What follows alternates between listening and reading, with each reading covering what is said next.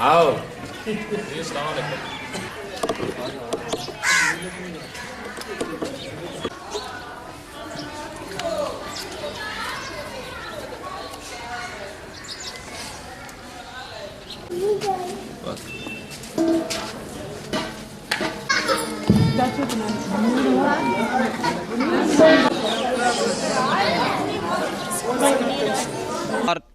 8 में high court में हमारा केस लगा।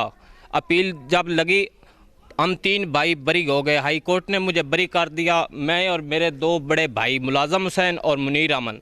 एक भाई फतेह मोहम्मद, उसको 10 साल कैद थी। एक दोस्त नसर बलोच, उसको भी 10 साल कैद थी। हाई कोर्ट ने उन्हें बरी कर दिया और हमें तीनों को सजाए मौत से बरी किया। 2 भाई जो फलक शेर और कमरबास हैं, उनकी अपीलें मुस्तरद करते हुए हमने सुप्रीम कोर्ट में